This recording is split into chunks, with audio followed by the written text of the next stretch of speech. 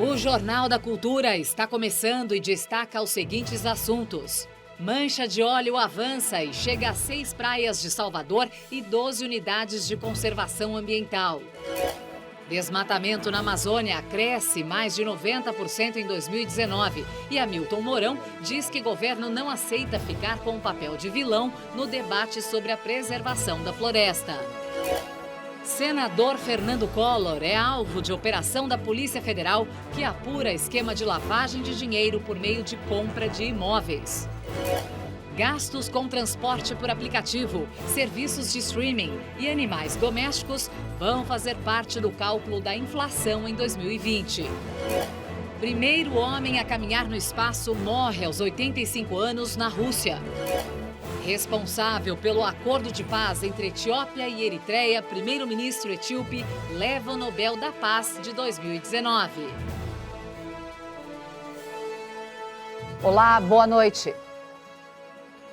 A crise do PSL ganhou hoje mais um capítulo. O presidente Jair Bolsonaro encaminhou ao presidente do partido, o deputado Luciano Bivar, uma notificação extrajudicial para que ele abra as contas da sigla nos últimos 5 anos. Esse tipo de documento normalmente precede um processo judicial. A notícia foi divulgada hoje pelo jornal O Globo. Bolsonaro quer que Bivar abra todas as contas do PSL dos últimos 5 anos para que seja feita uma auditoria externa e independente. Na reportagem, o jornal O Globo diz que teve acesso a uma versão da notificação extrajudicial. O jornal divulgou também uma lista de 19 deputados e o senador Flávio Bolsonaro que endossaram o pedido. Outro filho de Bolsonaro, o deputado Eduardo Bolsonaro, do PSL de São Paulo, também assinou. Na capital paulista, durante evento de formatura de sargentos da Polícia Militar, o líder da legenda no Senado, Major Olímpio, criticou os filhos de Bolsonaro, Eduardo e Flávio. Nós apoiamos o presidente Bolsonaro. Não reconheço no país ainda a monarquia, a dinastia, filho príncipe, nada disso. Aliás, é o que está desgastando muito ao presidente, são filhos com mania de príncipes. 90% das preocupações dele acabam correndo em decorrência disso. O PSL vai sair fortalecido. Algumas das pessoas do PSL, se saíssem hoje, eu diria, Deus leve, guarde e esqueça aonde, não farão a menor falta. Agora, o presidente Bolsonaro, não.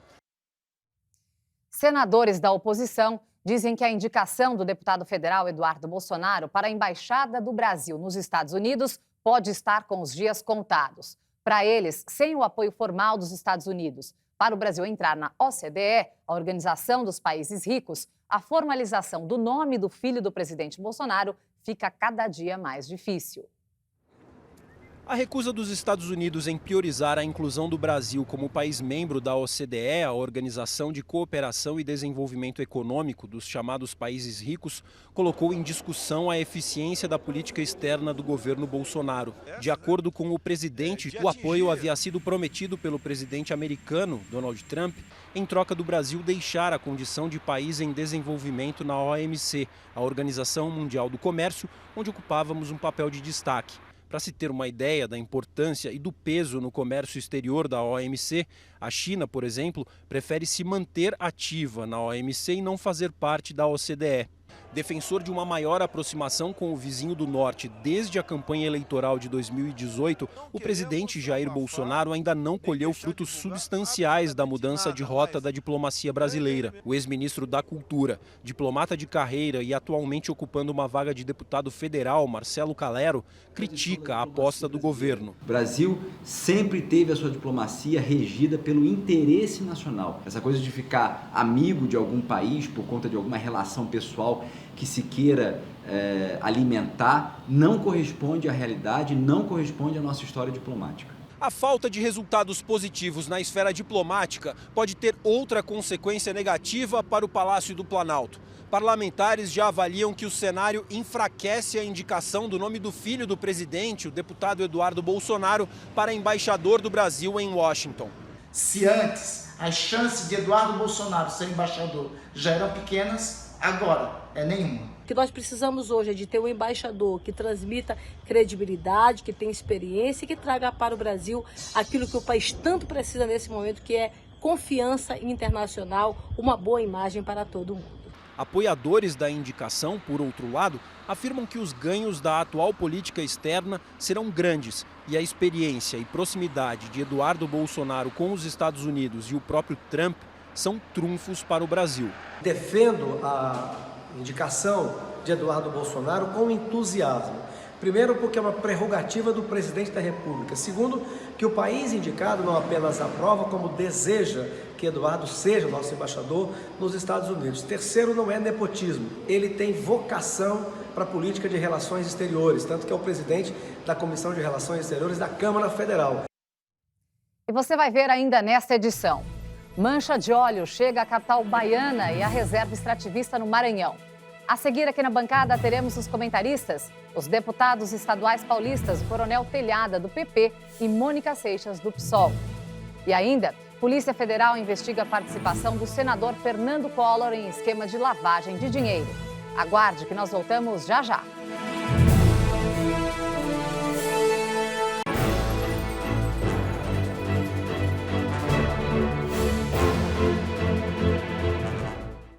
Estamos de volta com o Jornal da Cultura, agora na companhia dos nossos comentaristas. Os deputados estaduais de São Paulo, Mônica Seixas, da bancada ativista do PSOL, e o Coronel Telhada, do PP. E lembrando que você pode mandar perguntas e fazer comentários pelo Twitter na hashtag Jornal da Cultura. Boa noite, deputada. Boa noite, obrigada pelo convite. Eu que agradeço você estar aqui. Boa noite, deputada. Boa noite, Karen. Boa noite, Mônica. É um prazer estar aqui com vocês. Obrigado, viu? Bom, vamos retomar alguns assuntos do primeiro bloco. Vamos falar da crise no PSL primeiro. Deputado, Bolsonaro pediu ao Bivar prestações de contas do PSL para auditoria externa. Ele quer os dados dos últimos 5 anos. Onde o presidente quer chegar? Qual foi o estopim dessa crise entre Bolsonaro e o partido PSL? Olha, eu acho que ele tem todo o direito de fazer isso, não só como presidente, como partícipe do partido. Ele também tem direito de saber o que está acontecendo com as contas do partido. E eu acho que quem não deve, não teme. Não há por que se esconder isso aí.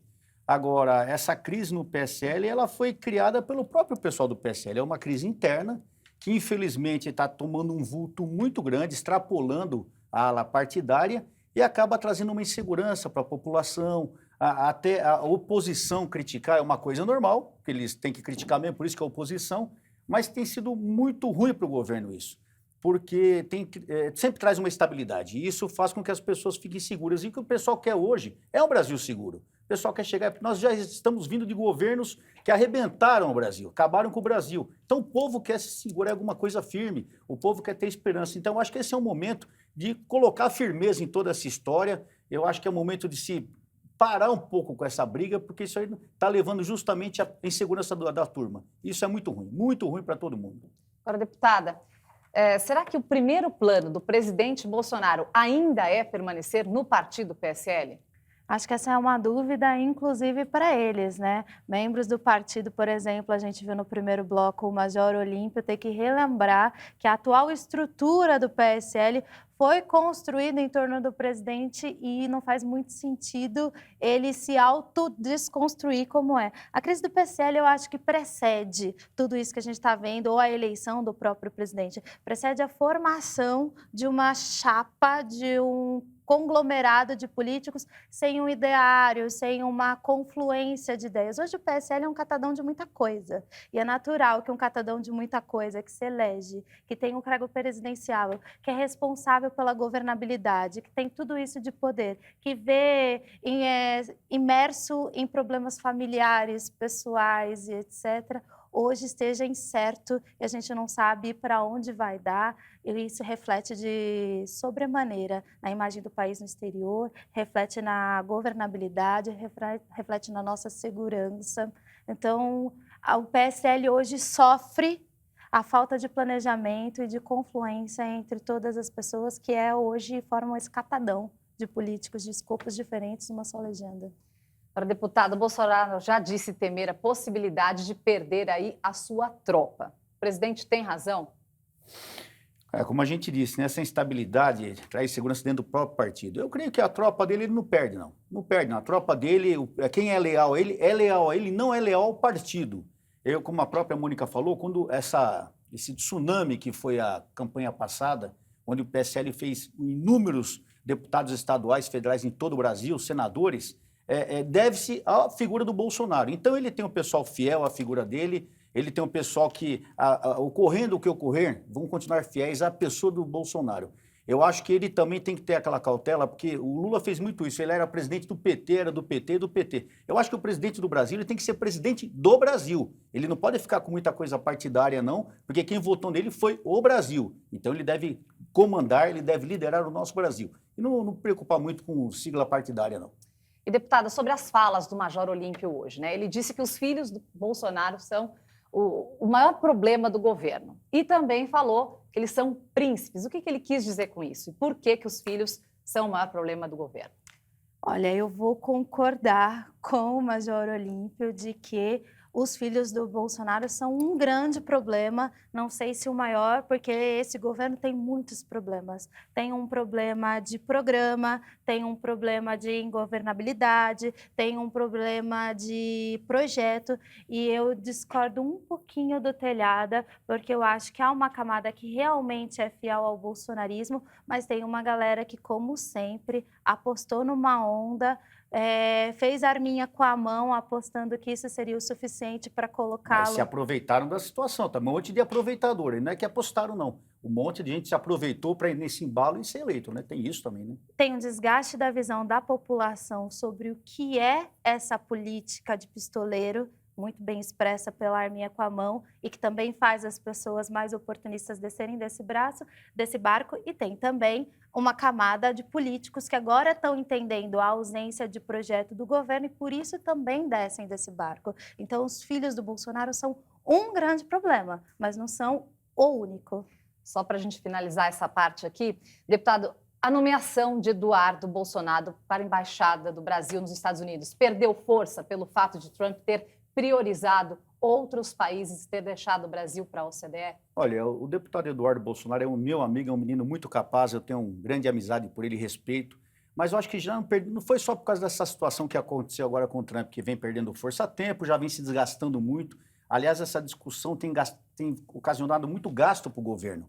Eu acho que isso aí tem sido um assunto que já deveria ter sido resolvido, porque eu discordo de algumas coisas que a deputada Mônica põe, até porque ela ser oposição. É normal a oposição sempre criticar, tudo que acontece é criticar. Mas eu acho que está se criando dando motivo para criticar. Eu acho que muitas coisas que estão acontecendo no governo Bolsonaro, que eu votei nele, trabalhei por ele, tenho um grande cívico com ele essa manhã, tenho um grande respeito, muitas crises foram criadas intermuros. Então, não é a oposição que está trazendo crise, não são situações externas. É a própria situação, o próprio conviver ali que está trazendo crise. Isso precisa ser revisto, precisa ser repensado, precisa ser analisado, porque o maior prejudicado realmente, se a gente for analisar tudo, não é só o Brasil. O PSL está sendo prejudicado e isso automaticamente faz com que o Brasil também dê insegurança, preocupação, e todo mundo acaba sendo prejudicado com isso, né? Então, o senhor acha que perdeu força ou não perdeu eu força? acho que já vem perdendo força há muito tempo. Não foi esse motivo que tenha trazido falta de alavancamento para ele. Já vinha há algum tempo, essa força já vem se esvaindo há um bom tempo já.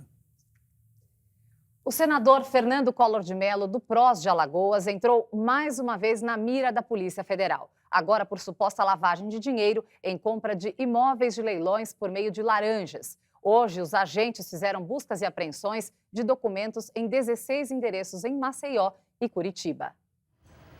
Em Maceió, os policiais usaram carros não identificados e chegaram cedo a esta empresa de engenharia. Para entrar, eles arrombaram a porta. Além de documentos, os agentes apreenderam também computadores. No total, 70 policiais cumpriram 16 mandados de busca e apreensão na capital de Alagoas e também em Curitiba.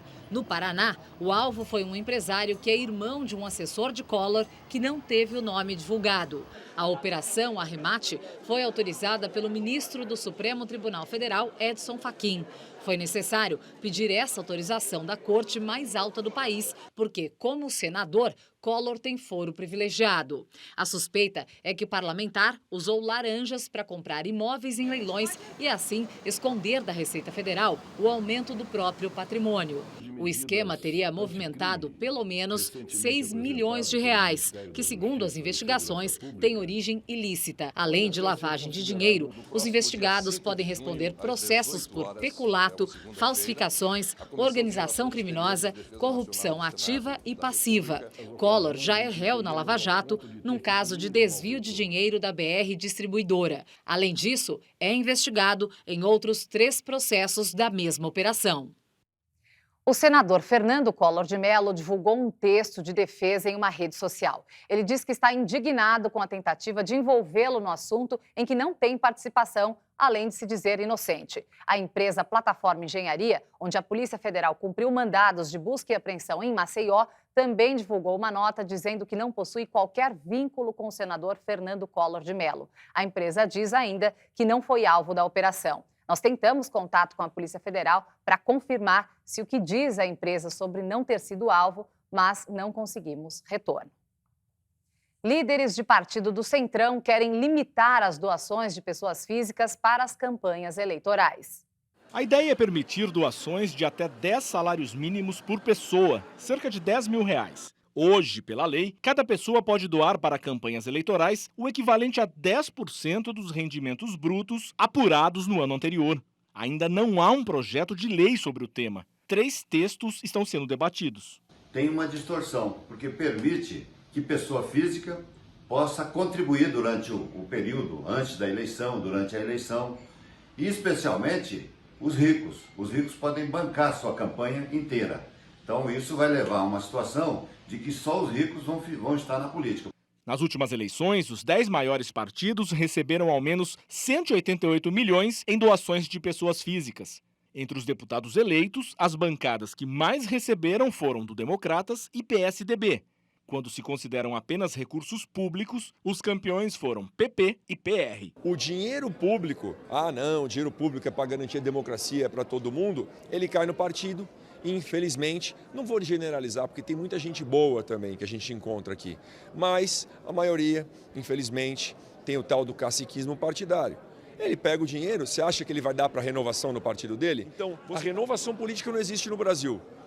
O problema disso, principalmente, entre outros fatores, está no financiamento, que é público e que fica na mão de poucos. O que a gente tem que fazer? Dar uma outra solução para esse problema.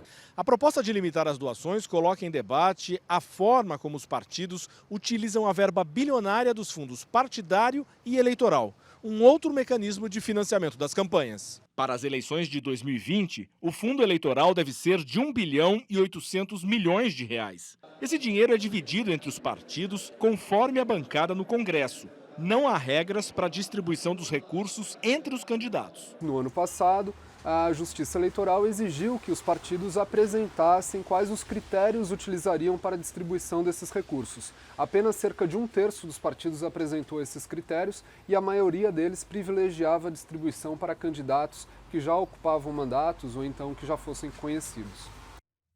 Deputada, a senhora é a favor ou contra essa mudança de proposta? Olha, a gente sempre olha com muita preocupação e acha que tem que passar uma lupa gigante nas propostas do dito centrão do Congresso brasileiro. Mas dessa vez eu tendo a concordar. Eu acho que quando a gente não coloca limite para o recebimento de doações, você continua possibilitando que pessoas físicas, mesmo que físicas, que tenham muito dinheiro, que tenham acumulado, consigam financiar grandes campanhas. Colocando teto, a gente consegue regular para que as campanhas pratiquem em pé de igualdade. O PSOL, durante a mini-reforma eleitoral no ano passado, votou também contra a autodoação, né? Que é o candidato poder ilimitadamente doar para si mesmo e usar recursos próprios. A gente acredita que a gente tem que colocar todas as pessoas em pé de igualdade. Por isso, outras tantas normas precisam ser discutidas, né? Quem é que participa das eleições, a manutenção e o aprofundamento das cotas para as mulheres, para os periféricos negros e negras indígenas nas participações eleitorais, porque o valor, a gente já sabe quem acessa. Acessa dinheiro, quem tem amigos mais influentes, quem tem mais trocas de favores. Então, está correto limitar a doação de pessoas físicas. O senhor concorda com a deputada? Campanha política sempre foi uma coisa complicada. É necessário meios para que se faça controle, fiscalização, e cada vez tem que ser mais reforçados ainda, porque nós, ao longo da história, nós vimos coisas assim terríveis, né? não só pessoas que arrumam valores que não se sabe de onde ele saiu, pessoas que entram, segundo o pessoal, como laranja, que entra só para fazer, dar destino a essa verba. Então, eu acho que é válido sim. Tudo que puder controlar, aumentar a fiscalização é válido, porque o Brasil está com tanta dificuldade, tanta gente em corredor de hospital, escolas abandonadas, problema de segurança, saúde, segurança e educação. São 3 problemas terríveis. E nós vemos aí verbas milionárias, bilionárias sendo investidas em partidos políticos. Eu acho que isso deixa a classe política numa situação muito difícil perante a população. O cidadão que ganha salário mínimo, ganha um parco salário, quando ele fala nesses valores assustadores, fala aí, essa é a política no Brasil. Sim. Isso é muito ruim, precisa se fiscalizar, precisa se controlar e tem que diminuir esse valor, porque é muito dinheiro para a campanha política, eu não acho válido também, não. O outro ponto importante para a gente debater aqui, não deveria haver uma regra pré-estabelecida definindo como esse valor vai ser distribuído? Porque é o que você falou, tal do caciquismo partidário, né? Alguns ficam com muitos, outros ficam com pouco e outros ficam com nada. Nada. Não deveria existir já uma regra pré-estabelecida? Sim, hoje a distribuição do fundo eleitoral e do fundo partidário permite que os partidos maiores fiquem com mais dinheiro em detrimento aos menores e que os partidos se auto-organizem na distribuição. E é uma verdade que dentro das siglas partidárias os partidos priorizam pessoas que eles consideram com mais chances de se eleger. Portanto, esse cálculo é sempre feito a partir da reeleição, né? Está eleito, tem mais visibilidade, vai se reeleger. Então, a gente tem que sim disputar o avanço da divisão, das regras de divisão de dinheiro para distribuir e alcançar mais gente que hoje não é acessada por simples fato de querer se candidatar. Essa limitação que você fala já houve na última eleição. Para deputado estadual, o valor máximo que podia receber do partido era 1 milhão e para deputado federal eram 2 milhões, fora as outras formas de arrecadação que haveriam, né? Mas não era distribuído da mesma forma. Não era. Tem deputado que tem o deputado full e tem o deputado sub, né? Então não é todo mundo que ganha igual. Se você for amigo do rei, você consegue uma quantia maior. Se você for inimigo do rei, você fica de cantinho lá, se te derem 10 mil, 5 mil, você dá graças a Deus. É isso que a gente está falando. Deveria ser igual para todo mundo, equitativo, igual para todo mundo. Então vale muito o que a Mônica falou. Se você é amigo de alguém, você vai se dar bem. Se você não for amigo, fica de canto e dá os seus pulos aí, como a turma costuma dizer, né? E os partidos menores acabam tendo campanhas presidenciáveis nas cifras do que os partidos maiores investem nas campanhas de deputados, por exemplo. Exatamente. Essa é a realidade do Brasil hoje. Cerca de 60% dos processos trabalhistas do país podem ser suspensos até que o Supremo Tribunal Federal diga se um item polêmico da reforma trabalhista é constitucional ou não, o que trata da prevalência da negociação sobre os regulamentos. A decisão de suspender as ações, tomada pelo Tribunal Superior do Trabalho, foi um dos temas de um seminário sobre a reforma trabalhista, realizado hoje em São Paulo. Por 8 votos a 6, os ministros do TST decidiram suspender todos os processos envolvendo a discussão sobre a validade de norma coletiva que limite ou restrinja direito trabalhista não assegurado pela Constituição. Eles seguiram a decisão do ministro Gilmar Mendes, do Supremo Tribunal Federal, que em julho, ao julgar o recurso de um trabalhador que alegava que a lei o protegia e o acordo coletivo com a empresa o prejudicava, suspendeu todos os processos relativos ao tema. O TST aguarda que o Supremo decida se o que vale é o negociado, como diz a reforma, ou a legislação existente. Esta professora de Direito Constitucional entende que a decisão é prudente e garante a segurança jurídica das ações que serão julgadas. O Supremo Tribunal Federal diz que isso não poderia ser feito, que isso é inconstitucional, isso vai ter que ser desfeito. Acontece que a vida não espera o direito e desfazer esses atos muitas vezes é impossível. A estimativa é que 40% a 60% de todos os processos trabalhistas do país sejam suspensos. E ainda não há data para que o STF analise essa questão. Ministros do TST participaram pela manhã de um seminário sobre os impactos da reforma trabalhista em uma universidade particular no centro de São Paulo e comentaram a decisão. Tendo em vista, né, que é uma questão que tem uma repercussão efetiva na vida de muitos reclamantes e reclamados, creio que a questão, na medida do possível, será examinada né, com a brevidade, né, possível pelo Supremo Tribunal Federal, é o que nós esperamos. Agora cabe-nos, talvez, fazer um papel do advogado, de sempre ir ao Supremo Tribunal Federal, solicitar que, na medida do possível, esse processo seja pautado. Mas foi uma decisão absolutamente prudente, sobretudo prudente, e, a meu ver, também muito acertada. A Justiça Trabalhista já sente uma diminuição de demandas, já sente uma mudança de entendimentos, tudo não só em função da reforma trabalhista, mas também da chamada mini-reforma, né, da liberdade econômica, no sentido de que tenha uma relação mais equilibrada entre os empresários e os seus colaboradores. A seguir, mancha de óleo avança e chega a praias de Salvador, na Bahia. Sai a assinatura de jornal e entra serviços de streaming. As mudanças dos itens do cálculo da inflação vão mudar a partir do ano que vem. Os detalhes nós vamos mostrar em instantes, não saia daí.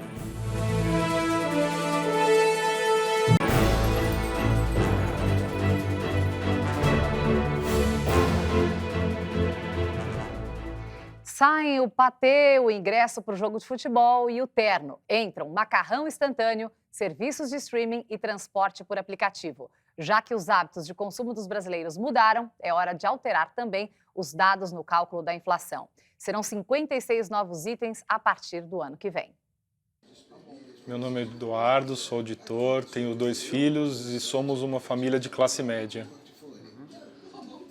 E como milhares de outras famílias brasileiras, os Miziara reservam as noites de sexta-feira para assistir a séries e filmes. TV por assinatura, internet e serviços de streaming agora vão fazer parte do cálculo da inflação. Entram no lugar dos gastos com telefone público. Mas no meio do filme, a família Miziara teve uma baixa. O Ian, de 9 anos, preferiu ir para o quarto jogar videogame. O console também vai pesar na inflação, junto com o conserto do celular e da bicicleta. Saem o liquidificador e a antena. Quem também deixou a lista foi o aparelho de DVD. Pudera. Na família Miziara, ele ficou aí na gaveta por 6 anos. Gaveta ali só para criar peso mesmo. Máquina de foto você usa? Tenho, mas não uso. Revelação de foto você faz? Nunca. Aqui o micro-ondas continua sendo útil, mas para calcular a inflação, ele não faz mais diferença. Ao contrário do requeijão, chá e suco em pó, que não faltam na cozinha. O chá mate, eu, meu marido e o Ian. A gente, se tiver todo dia, a gente toma todo dia. Feijão branco, amido de milho, agrião, creme de leite e ervilha em conserva, por exemplo, saíram da lista de compras do IPCA. Entraram os gastos com salão de beleza, cinema e teatro e cuidados com os pets. O mix que estava sendo utilizado na lista não estava refletindo o que realmente se consome. Na hora de ir para a balada, a Lanai, de 18 anos, usa o aplicativo de transporte. Ele entrará no cálculo a partir de 2020. Tchau, mãe. Tchau, pai. Sem os filhos, restou para a esposa fazer um convite. Tá um vinho, amor. O vinho consumido dentro ou fora de casa vai pesar na inflação. Muita coisa mudou. Agora, o que eu pergunto é o seguinte, o IBGE não demorou muito para fazer essa alteração? Deputado? Legal essa matéria, né? Porque a gente nota 2 coisas. Primeiro, a morosidade do pessoal se atualizar. Hoje em dia, as coisas mudam diariamente, então de um ano para outro nós já temos várias diferenças. Agora eu estava observando ali creme de leite, liquidificador, porque por um lado eu acho que o poder aquisitivo melhorou um pouquinho para as pessoas. Hoje as pessoas têm mais acesso a alimentos, coisas que no passado era mais difícil. A gente quando era criança, vocês são novinhas ainda, mas a gente tinha dificuldade em conseguir determinadas coisas que hoje é coisa mais fácil comprar. Então eu acho que demorou, porque tem que ser atualizado todo ano isso. Mas, por um lado, me causou até assim uma tranquilidade, porque a gente nota que coisas que eram impossíveis para o cidadão, hoje, de repente, elas são mais acessíveis. Porque muita gente, eu acho que todo mundo usa liquidificador ainda, né? E creme de leite vai bem com pêssego em calda e tal, né? E DVD, o senhor tem em casa? DVD, máquina fotográfica? Acho que eu tenho uns 2 DVD guardados. Máquina fotográfica eu devo ter umas 4, 5. Olá. E comprei algumas máquinas, falar uma máquina mais moderna para usar. Mas eu acho que celular, quem usa máquina fotográfica? Orelhão. Faz tempo que você usa algum... Outro dia eu tirei a foto do lado do orelhão lá na Lapa. Eu vi o orelhão, tirei uma foto no Facebook, né? É uma coisa que você não vê mais hoje, né? Então tirei uma foto que é coisa do passado. O orelhão realmente é coisa do passado, né? Bom, já a nossa deputada aqui, eu acho que é da época do transporte por aplicativo, não sei se do macarrão instantâneo ou do açúcar demerara. O do orelhão eu continuo sendo porque eu sou de Tu, tem um orelhão enorme no meio da praça, mas eu achei muito curioso, porque os dados econômicos que medem a nossa vida não são acessíveis. Por exemplo, é muito curioso você descobrir quais são os índices quais são os produtos que a gente usa para medir os índices de preço do mercado, que é disso que se trata a inflação ou a deflação, que são os preços dos produtos no mercado no final, né? E aí a gente também não tem o cálculo sobre o impacto disso na nossa vida, o que as pessoas consomem, se a inflação está realmente relacionada a aumento de possibilidade de compra ou não. Até na hora de me preparar para vir para cá, eu estava olhando os noticiários, tentando antever o que a gente ia comentar aqui, e aí eu estava vendo sobre a deflação. E aí eu cheguei à conclusão, vindo para cá, que não deve ser também acessível a quem está assistindo o noticiário, que a deflação não tem necessariamente a ver com o avanço ou não da economia, que tem a ver, por exemplo, que o tomate está mais barato porque está conseguindo se produzir mais tomate a essa época do ano. E a deflação, num primeiro momento, ela parece positiva, mas não é bem assim, né? A gente discutiu isso na bancada essa semana também. Sim, pode significar menos poder de compra e mais produto estocado, que pode resultar em demissões, etc. Muito bom e curioso a gente entender os detalhes das medições econômicas desse país. É verdade. O presidente Jair Bolsonaro afirmou que vai dobrar o limite do valor das compras feitas em dólares em free shops por brasileiros que voltam do exterior. O limite vai passar de 500 para $1.000, o equivalente a R$ 4.100. No caso das compras feitas fora do Brasil e trazidas na bagagem, o atual limite de $500 será mantido. Segundo o Ministério da Economia, a medida ainda não está pronta, por envolver redução da arrecadação, já que compras feitas nos free shops não são taxadas, o governo precisa apresentar uma nova fonte de receita para que a medida seja compensada. No ano passado, um projeto similar foi aprovado no Senado, mas acabou sendo arquivado na Câmara. O texto previa a ampliação de cota para $1.200. Na época em que o texto foi aprovado na Câmara, o Ministério da Fazenda calculou que a renúncia fiscal era de até R$ 185 milhões por ano. Apaixonado por fotografia, um jovem de 17 anos foi acusado por moradores como suspeito de ladrão de casas no interior de São Paulo. Gabriel trabalha como borracheiro com o pai em Jundiaí, a 50 quilômetros de São Paulo. O rapaz tira fotos há 3 anos e aproveita o horário de almoço para fazer isso. É perto da borracharia. Como eu só tenho 30 minutos do horário de almoço, então não preciso ir muito longe. Eu como rapidinho e vou, fotografar. Mas ele teve a própria imagem compartilhada em vários grupos de WhatsApp da região. Nas mensagens trocadas por moradores deste bairro, foi tratado como pessoa suspeita. Só ficou sabendo porque o pai foi alertado por um cliente do bairro. Mostrou as imagens dos grupos de Facebook, do WhatsApp, falou, estão colocando seu filho como um possível marginal, falando que está tirando foto das casas e tal. Aí foi aí que a gente tomou ciência. Em um áudio atribuído ao vereador Antônio Carlos Albino, do PSB, ele sugere que seja acionada a Guarda Civil. Se vocês virem esse indivíduo para a rua aí, por favor, já ligam 53. Já ligam 53 que a viatura da guarda está tentando achar ele no bairro, tá? A princípio fiquei muito assustado. Fiquei irado, porque eu acordo todo dia às 7h30 da manhã, chego para trabalhar das 8 às 6, já para não dar motivo para ninguém falar mal, para ninguém apontar o dedo e te julgar de uma maneira maldosa. E no meu horário de almoço, com roupa de serviço, saio para fazer fotos e sou confundido com bandido na vizinhança. Então isso é de revoltar, sim. Gabriel conta que estava nesta praça, perto da borracharia, e o foco da câmera era esta casinha de João de Barro. Eu conversei com a pessoa que tirou as fotos do Gabriel. Ela não quis gravar entrevista. Disse que compartilhou o material no grupo de moradores desta rua, onde ocorreu um assalto com reféns há poucos meses, e declarou estar surpresa com a repercussão do caso. Acompanhado do pai e do professor de fotografia, tentou registrar boletim de ocorrência em 2 delegacias, sem sucesso. Hoje, acompanhado da mãe e de um advogado, relatou o caso na ouvidoria da Polícia Civil, na capital paulista. No final da tarde, o pai de Gabriel recebeu este documento da Delegacia de Investigações Gerais de Jundiaí e a informação de que a pessoa que tirou as fotos e também o responsável pelo compartilhamento já foram notificados. Se fosse um rapaz branco, ele não estaria passando por isso. Ele não teria ameaçado ninguém da forma que a moradora colocou, né?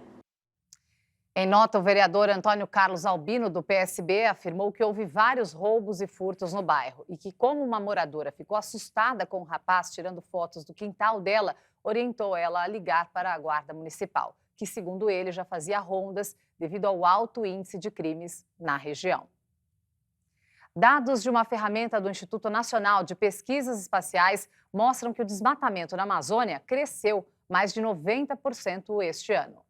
Entre janeiro e setembro deste ano, a área com alertas de desmatamento foi de 7.800 quilômetros quadrados, um volume quase 93% maior do que o verificado no mesmo período de 2018. Só no mês passado, a área de alerta cresceu 96% em relação a setembro de 2018. Os dados do Sistema de Detecção do Desmatamento em Tempo Real, do INPE, não são estatísticas oficiais. A função deles é produzir alertas para equipes de combate ao desmatamento nas regiões da Amazônia.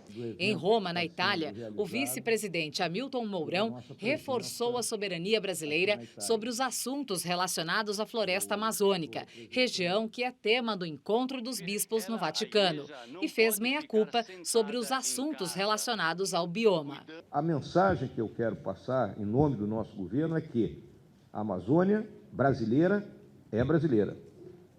É responsabilidade nossa preservá-la e protegê-la. Deixar isso claro. Nós não queremos ser colocados como os vilões, como é o governo da motosserra, é o governo que é exterminador de indígena, é o governo que não respeita os direitos humanos. Não. Nós queremos mostrar que nós estamos comprometidos com esses que são os grandes temas do século XXI. É esse o recado. É um recado pequeno, mas firme. As manchas de óleo cru chegaram a Salvador. É o ponto mais ao sul atingido até agora pelo desastre ambiental. As manchas de óleo foram encontradas em 6 praias da capital baiana.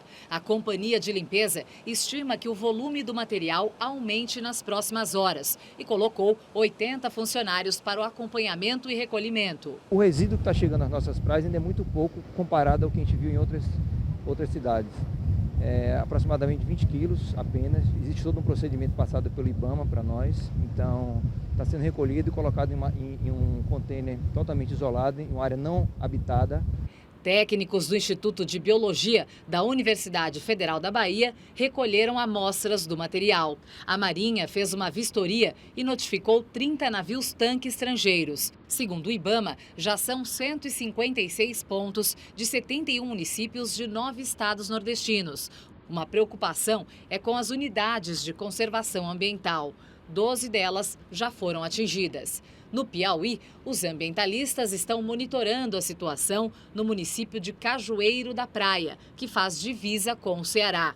As manchas chegaram a este estuário, área de mangue que abriga um berçário natural do peixe-boi marinho, espécie em perigo de extinção. O professor de oceanografia da USP explica como a poluição pelo óleo afeta a biodiversidade marinha. O primeiro comportamento que ela tem é de se espalhar, funcionando basicamente como um espelho, reduzindo a capacidade de penetração da luz na água do mar. Parte desse óleo vai acabar, no segundo momento, formando gotículas que vão acabar afundando em função do seu contato com partículas de sedimento e suspensão e vão ir lá para o fundo do mar.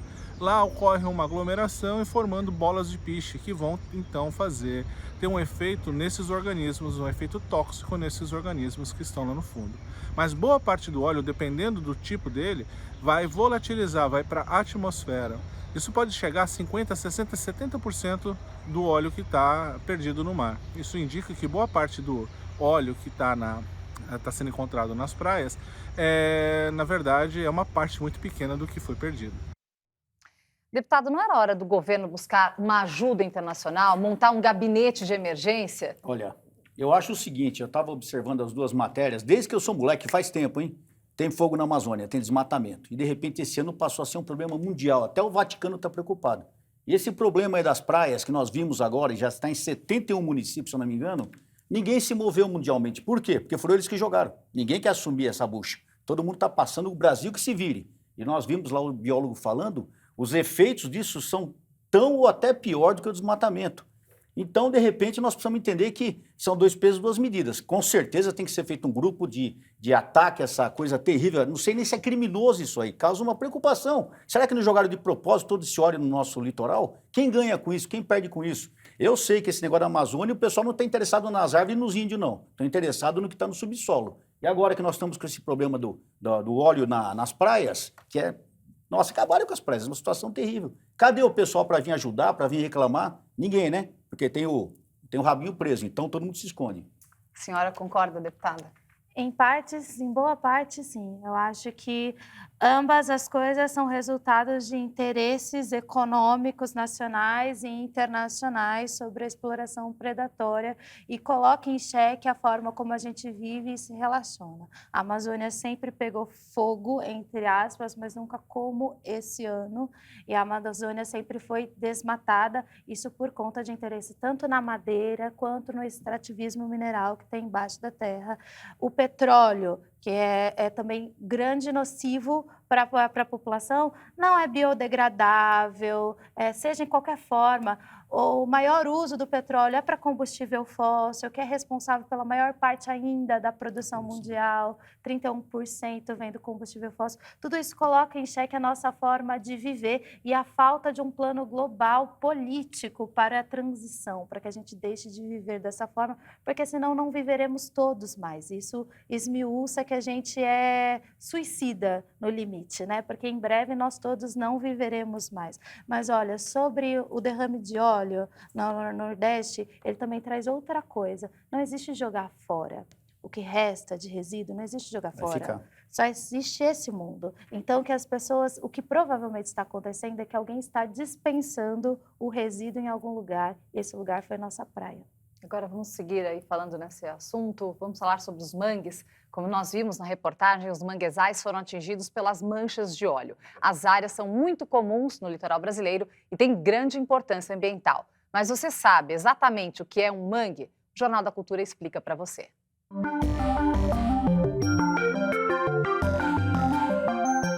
Os manguezais, também chamados de mangues, são verdadeiras florestas que ocorrem na beira do mar, nas regiões mais quentes do mundo, chamadas regiões tropicais ou subtropicais. São florestas muito especiais porque são inundadas de maneira regular ou irregular pela água do mar, trazida pelas marés, uma ou mais vezes a cada dia. Ocorrem desde a região amazônica até mais ou menos a região de Laguna, no litoral de Santa Catarina. Uma característica que é comum a mangues de todo mundo é o fato deles serem formados por um número relativamente pequeno de espécies de plantas. Apesar dessa baixa diversidade florística, os manguezais têm uma série de funções muito importantes.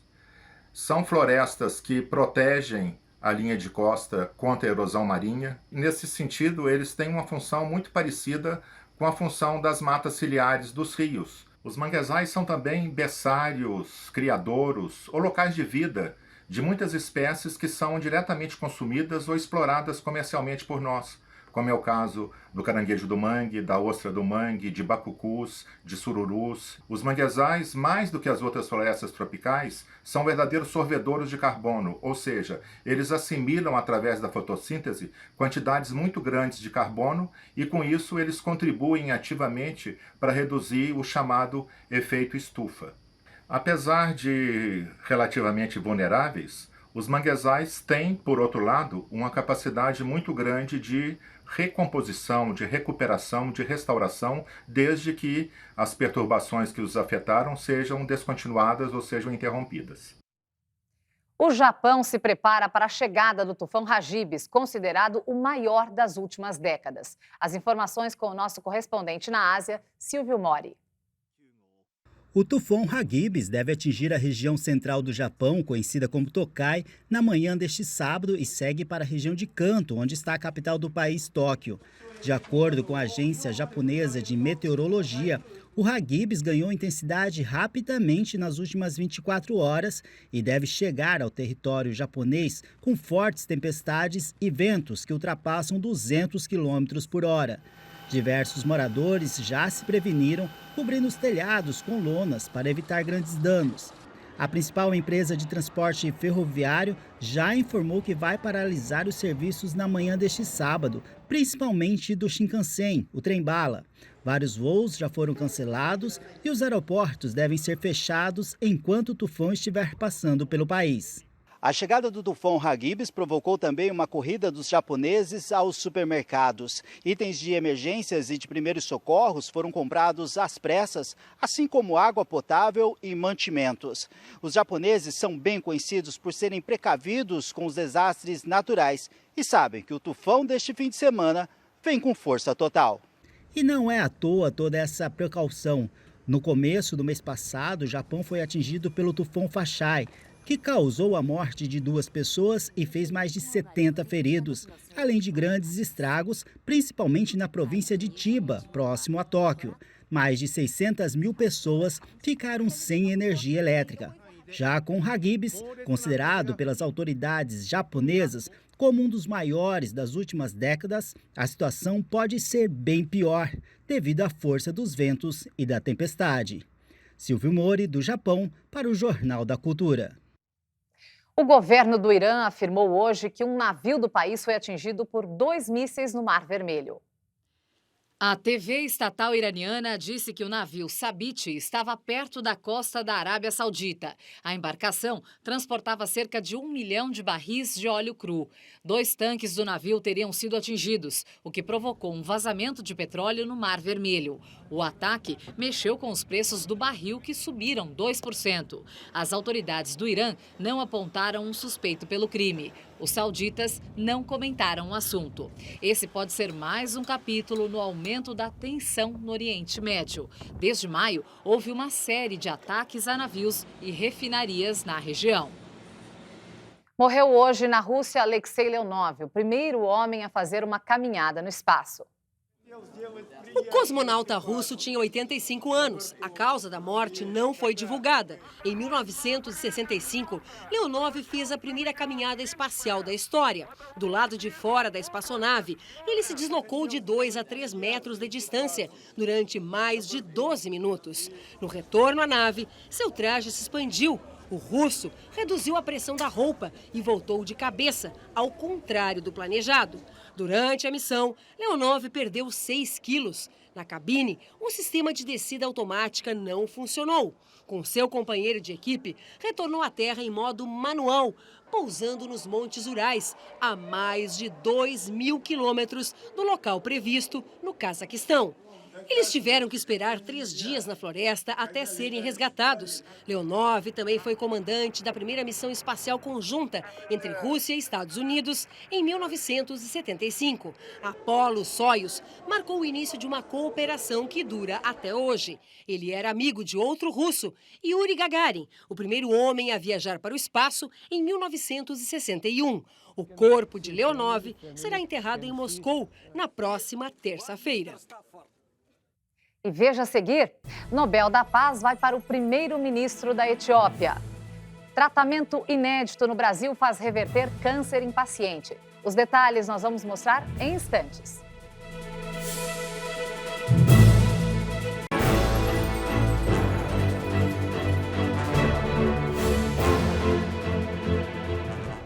Nem Raoni, nem Greta. Quem levou o Prêmio Nobel da Paz foi o primeiro-ministro da Etiópia, Abiy Ahmed.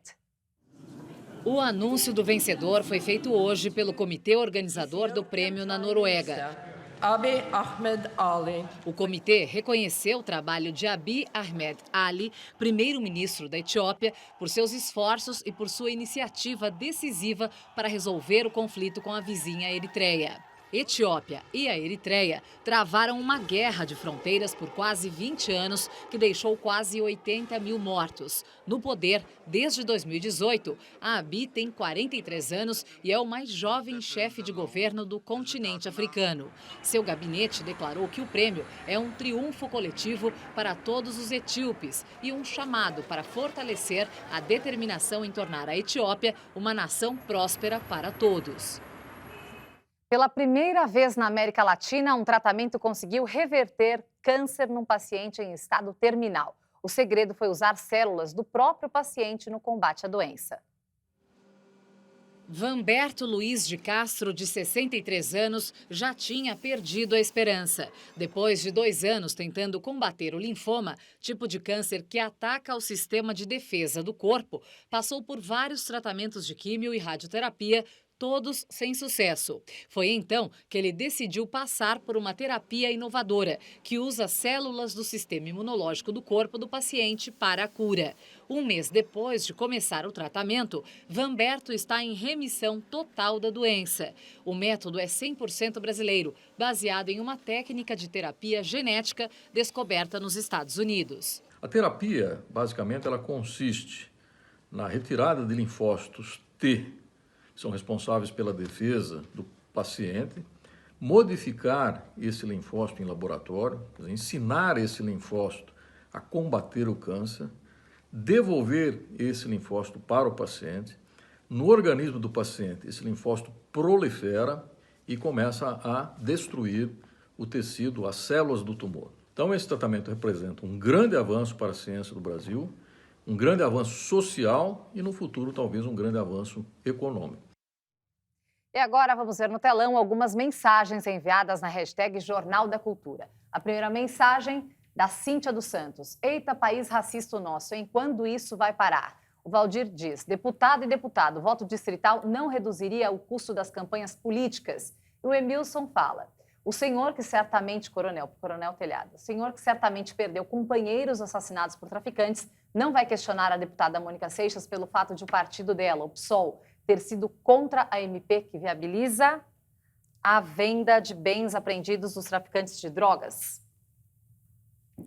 Eu primeiro? Pode. Bom, eu queria falar primeiro do racismo, lá não concordo, viu? Eu acho que isso é discurso que não cola, não. Eu acho que quem agiu daquela maneira agiu certo.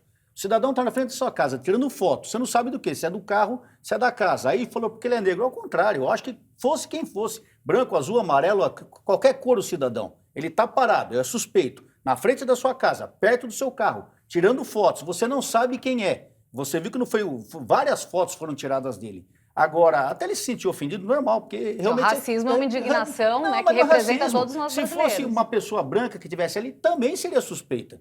Eu acho que a situação dele não é pela cor dele, isso que é interessante, é pela situação dele. Ele estava no local, aparentemente só residências, ele estava tirando foto das casas, você vê ele na foto, ele estava do lado do carro, não sei se ele tirou foto dos carros, então, para mim, é perfeitamente normal. Não é caso de racismo, e sim cautela para que não aconteçam crimes. Deputada, a senhora, sua opinião? Eu discordo veementemente e quero dizer à família do Gabriel, eu sinto muito por esse constrangimento que é tão comum para todas as pessoas que têm afrodescendência, cabelo crespo nesse país. Um garoto tirando foto na rua só chama a atenção porque a sua vida é automaticamente criminalizada. Se fosse um garoto branco, mesmo que de moletom, jovem, ele seria possivelmente acusado de outros crimes, por exemplo, possivelmente assédio contra uma mulher que mora na casa, ou não, seria um artista simplesmente, uma pessoa negra exercendo qualquer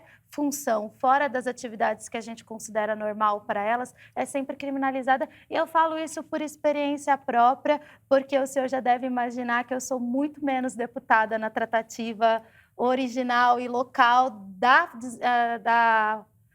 do desempenho da função do que o senhor, por exemplo, pela minha juventude, por ser uma mulher tão mulherzinha e por ser negra desse jeito. Então, eu sinto muito, Gabriel, e eu tenho certeza que se tivesse sido um garoto branco, mesmo que de moletom, não teria passado por isso. Infelizmente, chegamos ao fim. Muito obrigada pela presença de vocês. Nós agradecemos a presença dos deputados estaduais Coronel Telhado, do PP de São Paulo, e Mônica Seixas, do PSOL, também de São Paulo. E nós terminamos essa edição do Jornal da Cultura com as imagens que viraram notícia hoje. Não se esqueça de acessar o nosso canal no YouTube. O endereço é youtube.com/jornalismo TV Cultura. E a seguir você fica com o programa Repórter Eco, que traz, entre outros assuntos, os impactos do abandono de animais domésticos em parques de grandes cidades. Muito obrigada pela companhia e um ótimo final de semana.